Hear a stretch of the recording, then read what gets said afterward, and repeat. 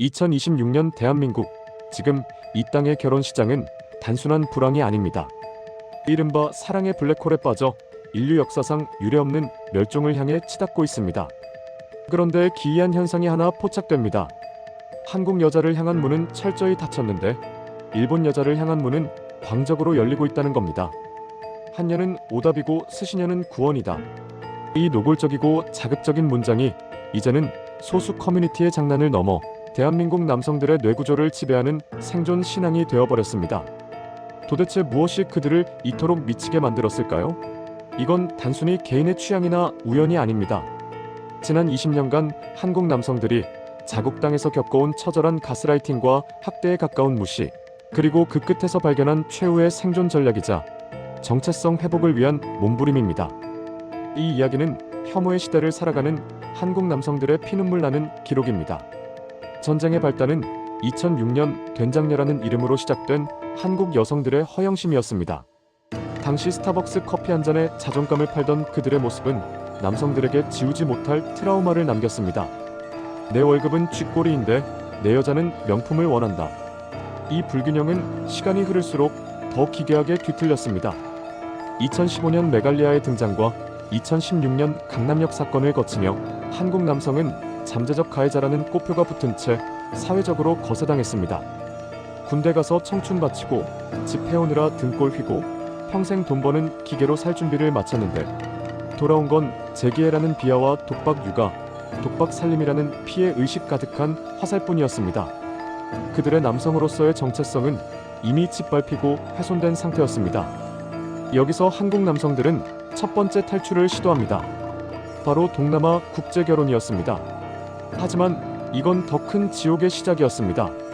막대한 중개 수수료는 물론 언어와 문화의 장벽은 너무나 높았고 일부는 돈만 챙겨 도망갔다는 피해 의식에 시달렸습니다.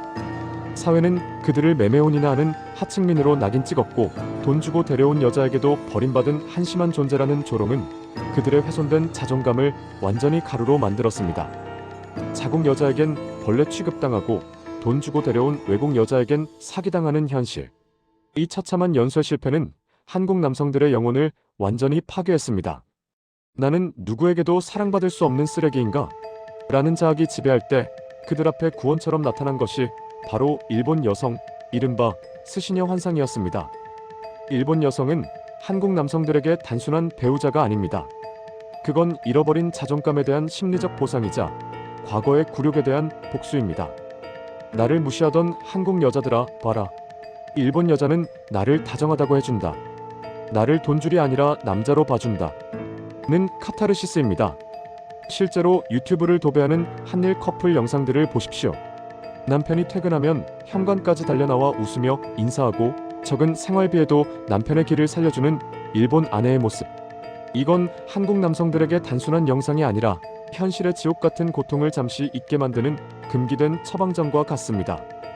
그들은 이 환상 속에서 비로소 자신이 남자로서 존중받는다고 느낍니다. 하지만 여기서 우리는 더 잔혹한 진실을 마주해야 합니다. 한국 남성들이 일본에 열광하는 진짜 이유는 일본 여자가 천사라서가 아닙니다. 한국 여자가 너무나도 독해졌기 때문입니다. 한국의 결혼은 이제 사랑의 결실이 아니라 자산 가치의 결합이자 사회적 서열 확인의 장이 되었습니다. 결혼하는 순간 아파트 평수, 외제차 브랜드, 친정 식구들의 대우까지 모든 것이 남과 비교되는 대상이 됩니다. 남편의 인격보다 남편의 연봉과 직업이 우선시되는 이 독한 비교. 문화 속에서 남성들은 숨이 막혀 질식해가고 있었던 겁니다. 그들은 한국 사회에서 인간이 아니라 경제력이라는 기계 부품으로 전락했습니다. 반면 일본 사회는 어떻습니까? 겉으로는 차갑고 개인주의적일지 몰라도 적어도 남의 가정사에 감 놔라, 배 놔라 하며 서열을 매기는 문화는 한국보다 덜합니다. 일본 아내가 건네는 소박한 도시락과 고생했어요 라는 말 한마디. 한국 남성들은 그 한마디를 듣기 위해 수십 년간 쌓아온 자국의 네트워크를 버리고 바다를 건너는 겁니다. 이건 일본을 찬양하는 게 아니라 한국 사회가 얼마나 남성들의 인간으로서의 존엄성을 짓밟았는지를 보여주는 방증입니다. 지금 이 순간에도 수많은 남성이 일본어 책을 펼치고 데이팅 앱을 돌립니다. 그들의 눈빛에는 설렘보다 절박함이 서려 있습니다. 동남아 국결에서도 상처받고 버려진 그들이 마지막으로 붙잡은 동아줄이 바로 일본입니다. 만약 여기서도 실패한다면 그들에게 남은 건 고독사뿐이라는 공포가 그들을 일본으로 떠밀고 있습니다. 한국 여자는 나를 잡아먹으려 하고 동남아 여자는 나를 이용하려 하지만 일본 여자는 나를 이해해줄 것이라는 이 필사적인 믿음. 그들은 남자라는 정체성을 되찾기 위해 모든 것을 걸고 있는 것입니다. 우리는 이 현상을 단순히 국결 열풍이라 부를 수 없습니다. 이건 대한민국이라는 거대한 수용소에서 탈출하려는 남성들의 눈물겨운 대탈출입니다.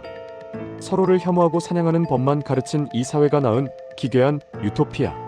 그곳에서 한국 남성들은 과연 진짜 행복을 찾을 수 있을까요?